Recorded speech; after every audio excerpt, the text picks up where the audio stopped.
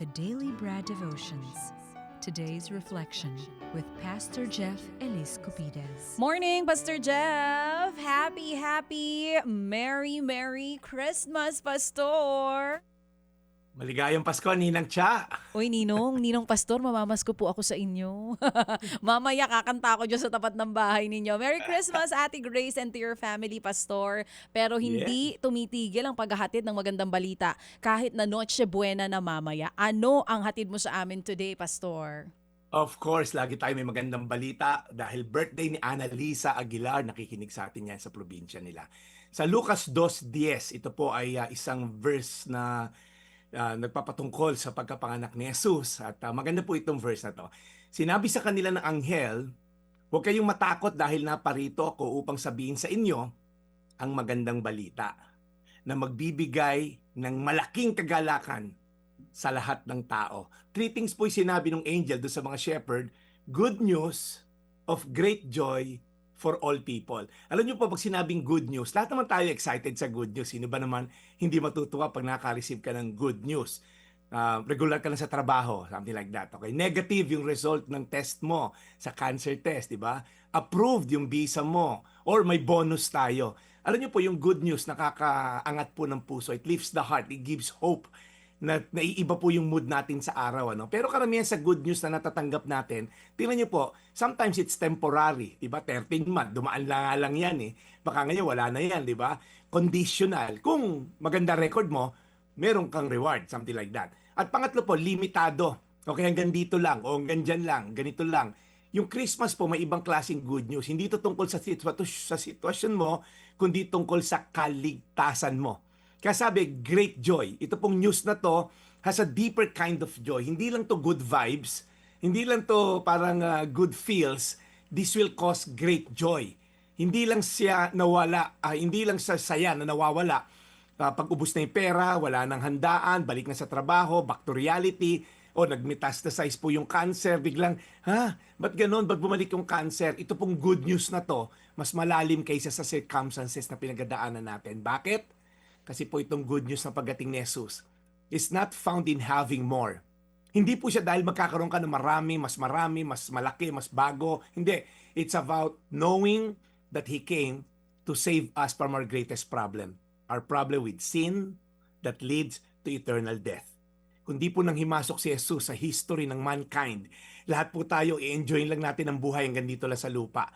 Patungo tayo lahat sa kamatayang walang hanggan. Ang sabi po sa Biblia, the wages of sin is death.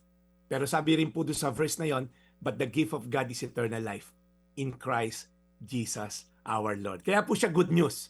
Kailangan mo maintindihan yung bad news before maging good news. Na tayo po lahat makasalanan at tayong lahat ay papunta sa eternal death. Jesus came para tubusin tayo sa utang natin sa Ama sa Langit na hindi natin kayang pagbayaran. Kaya gan po, every time nakakakita tayo ng mga Christmas decorations, parol, ilaw, Christmas is all about redeeming us from our sin. For all people, ika nga. Hindi to good news para lang sa mayaman, para lang sa malalakas, para lang sa nasa posisyon. Ito po'y para sa lahat. Para sa mga alipin at hari, sa mayaman mahirap, malakas at sugatan, sa religyoso at makasalanan. The gospel is for everyone. Kaya ang tanong ko po as I end, ano inaasahan mong good news ngayong Pasko? Yung iPhone mo bang brand new? Ano ba? Saan mo hinahanap ang joy? Sa circumstances ba o kay Kristo? Sa temporal ba o eternal?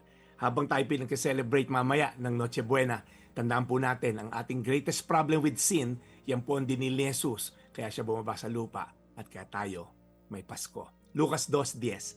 Sinabi sa kanila ng anghel, huwag kayong matakot dahil naparito ako upang sabihin sa inyo magandang balita na magbibigay ng malaking kagalakan sa lahat ng tao. Tayo manalangin, Lord, salamat itong good news na to ay hindi for selected few. Hindi lang to para sa mga kayang magbayad, kayang lagyan yung judge. Hindi to, Lord, good news dahil masasalba kami sa aming mga kasalanan dito sa lupa dahil inareglo. Lord, itong good news na to ay para sa lahat. Dahil ikaw ay just at ikaw ay loving na Diyos, pinagbayaran ng iyong anak na si Jesus ang aming utang na kasalanan na magdadala sa amin sa impyerno. Kaya Panginoon, kami nagpapasalamat. Mamayang gabi, Lord, mag-celebrate kami ng Noche Buena. Na mga Panginoon, mamulat kami sa katotohanan ng reason for the season na ang pagdating mo sa lupa, hindi para kami magkaroon ng 13 month. Hindi para si Santa Claus ay magbigay ng regalo, kundi para tubusin mo kami sa aming mga kasalanan. Sa pangalan ni Jesus. Amen. Amen. And Lord, muli po, salamat na marami sa paalaala sa amin sa totoong mensahe po ng Kapaskuhan. Alagaan niyo po lagi si Brad Jeff sa kanya pong ginagawang pagmimisyon sa aming programa mula noon hanggang ngayon. At pagpalain po ninyo ang lahat ng mga nagdarahop na pamilyang Pilipino. In Jesus' name, we pray. Amen. Amen. Brad, salamat na marami. At bukas tayo ha. At kahit na alam kong naka-holiday mode ang marami, tuloy po ang ating paghahatid ng magandang mensahe kahit na po mismo araw ng Pasko at isa pong opisyal na pista. Kapistahan, pista opisyal bukas. Brad Jeff. Yes, Brad, tuloy-tuloy ang ating serbisyo. Mamaya, magkikita-kita kami ng biyanan ko, kaya ako'y excited. Excited ako na magkita kami. Parang di ka excited, Pastor. Mami Angie Rason, kung nasan ka man, diyan ka na lang muna. Okay, Ayan. ako pupunta dyan mamaya. Ayan. Oo. Saya, At, family gathering. Tito Peps, ihanda mo ng regalo sa binan mo. Alright. Salamat na marami, Brad. We'll catch you tomorrow, ha?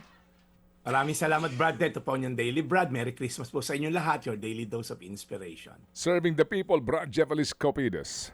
Mga kapatid, brothers and sisters, saan ka pa? Dito na tayo sa totoo. Dito na tayo sa True FM. Mga kapatid, mag-subscribe and follow po kayo sa social media accounts ng True Network PH. Yan po kami, hanapin nyo lang True Network PH, Facebook, Instagram, YouTube, TikTok, and podcast.